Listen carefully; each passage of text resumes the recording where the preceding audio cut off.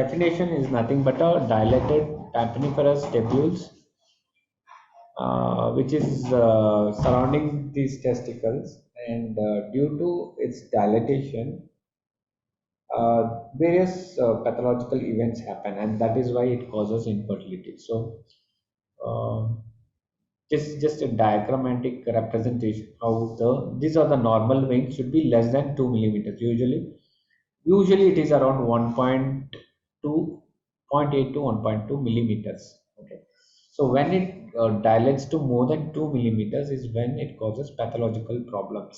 Okay. These are along the these are the tympaniform plexus around the cord.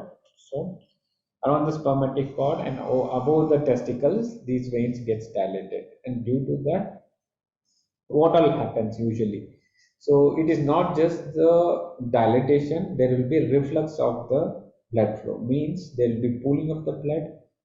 And more than that, what is the cause for causing pathology is because of reflux. That means what is this tympaniform plexus goes and drains into is into the vena cava. When it goes there, it joins the renal vein, okay, on the left side, and directly from the adrenal on the right side. So these adrenal veins also traverses through this because they're all going finally into the vena cava respectively. So when there is a reflux, means the blood should be pumped back. Instead of that, these adrenal veins, the blood from the adrenal can come into the testis. This is where the problem happens.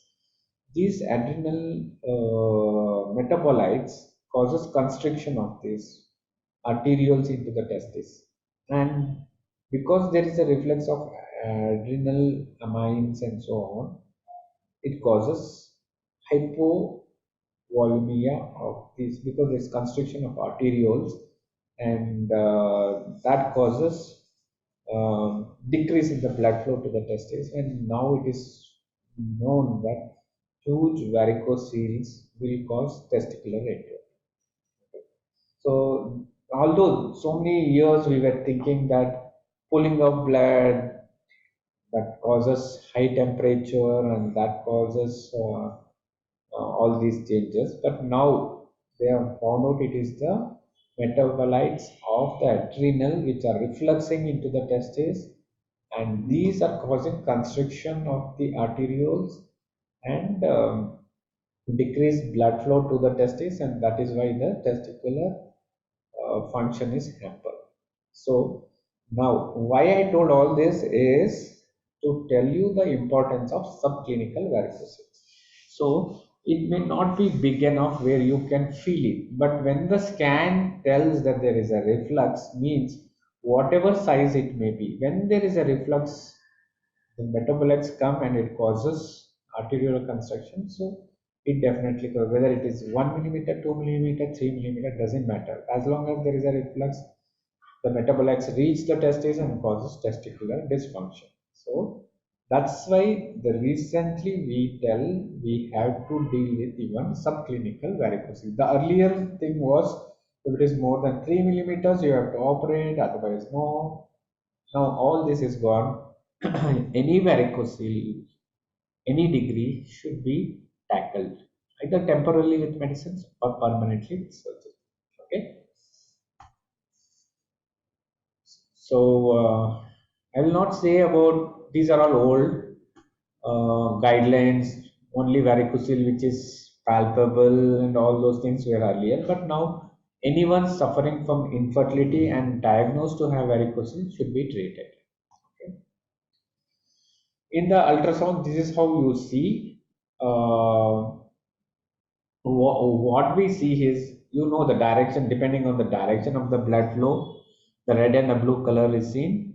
And when you ask them to do a Valsalva procedure, these reverses. That means the red color where you are seeing will become blue and blue will become red. That means there is a reversal of the flow.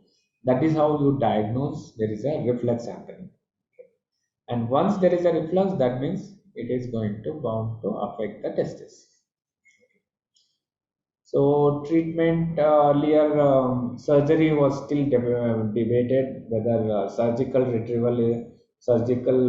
procedure is required for all varicocele or only for the higher grade of varicocele and so on and so on. So many discussions was debated earlier. Now the latest thing, gold standard is asymptomatic patients or those who don't have infertility need not be operated. Anybody suffering from pain with any symptoms and also diagnosed to have infertility with other causes ruled out should be operated. So this is right now the main thing. Okay. Now, what are the effect of this varicocele? It's not only what I told that this causes a constriction of the arterioles. Once there is constriction of the arterioles, it causes change in the microenvironment of the testis. Because of that, the DNA within the testis gets changed. So there is DNA fragmentation of the sperm production. So there is DFI, high DFI seed. So that can change the entire what DNA means. There is a genetic changes happening. He may be completely infertile. So it's very important to find out this is the reason. But always remember this that varicocele early stage diagnosed, you can completely reverse the condition until it is grade high or it is a long duration where it has already caused irreparable damage to the testes. Others are it is usually considered as a reversible process. So that is why very important to diagnose varicocele and treat it accordingly. Now, um, what are the changes it has done in ultrastructure? There will be thermal damage to the DNA, as I told. The proteins on the nucleus of the seminiferous tubules, the Leydig cells, all are affected because of this. And because of the toxic metabolites from the adrenaline, there is vasoconstriction and dysfunction of the seminal epithelium. And we also found out that there is a reduction in the testosterone and it causes clinical hypogonadism. And when let us say there is a normal sperm analysis, normal sperm count, motility, still still there is something called undiagnosed infertility. So in these cases, when we diagnosed, we saw semen analysis is normal, female partner is normal, everything is normal. Why still baby is not happening? So these are the cases when we diagnosed with ultrasound, we found they are suffering from subclinical varicocele. And this is how the subclinical varicocele causes reflux. But it has not caused any permanent damage to the semen. But what it has caused is only a ultrastructural defect. There is a raised reactive oxygen species and cause DNA damage in the spermates. So due to this defective DNA or DNA fragmented, infertility has happened. So many times which we thought idiopathic finally has found out to have a subclinical varicose. So now uh, any varicocele, subclinical, clinical, with male infertility has to be treated. Histopathologically, what we have seen is there will be higher grade, there will be it causes absence of germ cells, it alters the spermatogonia to Sertoli cell ratio, and what it also is known to cause a disruption in the adluminal compartment. That means there is leakage, what I called as the blood testis barrier. There will be leakage of this because there is no tightness within the lumen, and so there is a leakage seeping happening, and that causes anti-sperm antibodies. Okay, and even the Sertoli cell is very sensitive to the changes in the testicular environment and causes damage to that as well as to the Leydig cell. And we have seen that is why it causes a testosterone to be low and causes hypogonadism. Into Sertoli cell it changes, and even into the primary intratubular site there is an alteration and it causes spermatogenic disruption. So in total, what it causes? It causes decreased sperm count, oligospermia, it causes defect in the sperm, Asteno it can cause where the motility is decreased, and also in the head, as I told you, sperm head DNA damage can happen and it can cause teratospermia. So, varicocele can cause defect in all stages of the sperm. So, oligoasthenoteratospermia, every stage, these are the defects in the sperm. So, it can cause a structural sperm damage, function of the damage, the membrane lipid alterations, in the metabolism, there can be disruption, DNA fragments, anti-sperm antibodies. So overall, the entire semen quality is deranged by this. Uh, so that's why we need to operate on this. Now, biochemically, what we have found is there's overproduction of nitric oxide, okay, and that is what causes a defect in the Leydig cells. I'll not go into detail of this, but at all level, the testis is affected because of the varicocele. Okay. So, what are the hormonal effect? There is a raised FSH, testicular size is lessened, and reduced testosterone. Okay, so in a nutshell, this is causing hypergonadotropic hypogonadism, or it is going into the stage of primary testicular failure. Okay. Now, what are the effect on the testes is testicular growth failure happens, sperm abnormalities happens, Leydig cell dysfunction, interstitial fibrosis, tubular thickening, all these things happens. This is how varicocele, the veins you can see here, it's very well dilated. You can see the vein is almost like thickened and very well dilated. Once we cut, how we do the ligation is we cut it off and remove a little bit of tissue and ligate the veins at both the end. Okay. We can also do laparoscopically, okay, and also we can do percutaneously through a needle insertion going through the femoral vein, go all the way and go and block the this one pampiniform plexus by introducing coils. Okay. So these are the various techniques, but the gold standard is microsurgery where we do subinguinal. We just make a 1 to 2 centimeter incision. That's when we catch hold of the spermatic cord and search in the spermatic cord. Visualize by using a microscope. This is what we see in the operative microscope. Individually, the veins are ligated, arteries are preserved, and this is gold standard. Absolutely no complication. What happens in laparoscopy is you go retroperitoneal and ligate the gonadal veins. But what happens is usually there will be collateral supply, and so usually the laparoscopic technique is given out because of the collateral vein and reflux. Still, the problem does not subside. Okay. And in coils and all percutaneous technique of radiological, the chances that the dislodge of the coils and these things are there. So it is always now it is all just there as a theory only. The more practical and gold standard is microsurgical varicocele ligation.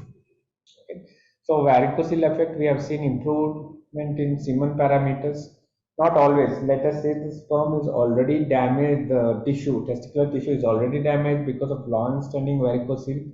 Then you may not improve the semen parameters, but it will see that the further reduction of semen parameter does not happen. So whenever I communicate with my patient, I'll say that purpose of surgery is not to improvise. If it improvises, it's a bonus to you. But the purpose of surgery is to avoid the defect which can happen, further defect which can happen to the testis. Okay, and even the hormonal irregularities are all improved. Like we have seen, tested and seen that after varicocele surgery, the testosterone rises, the testis size improves, and so on. Okay. So many procedures are techniques are there, but still microsurgery is the advised one. You can do even inguinal conventional method where you go in the inguinal canal, remove, dissect out the muscle. But inguinal is given out because you can cause hernia. Subinguinal is the best technique. Okay. And with varicocelectomy, even your ICSI rate improves because you are doing varicocele, you are reducing the ROS. Because it is a reduction in the reactive oxygen species, your DFI will be reduced. And when you use those pumps, then the chances of implantation is higher. So we should not just go that you get sperm, use it for IHC and we get a result. No, it may not turn out. See a cause, treat the cause, and then take that sperm. See, let us say that we even did a test study where there is oligospermia. We used that sample, and after surgery we used the sample, and there was a lot of difference. So the quality improvement is also important. Okay? And these are all microscopic improvement which we cannot measure, ROS, DFI, and all those things.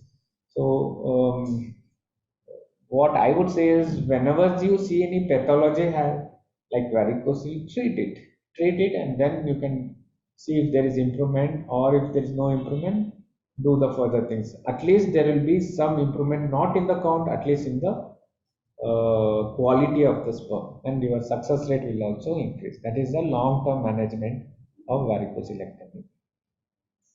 Okay. Any doubt? So many studies are there. So finally, it is concluded is varicocelectomy is not only for treating infertility, but it can also treat hypogonadism. It improves the testosterone level and also improves the fertility, and it also improves the success rate of your procedure. It can be IUI or IVF. So these are the things. Any doubt? I will not go into detail. There's a lot of other things. I just want to tell you the take-home message that varicocele diagnosis is a must. Manage it appropriately. If you look on a permanent basis, do a microsurgery, or you can even start with the antioxidants, give a temporary improvement, then use that for ICSI, but it has to be treated. And of course, in azoospermia, when you see complete absence, you operate so many times, they are ejaculated after. And also, it helps in the improvement of hypogonadism. Any more doubts?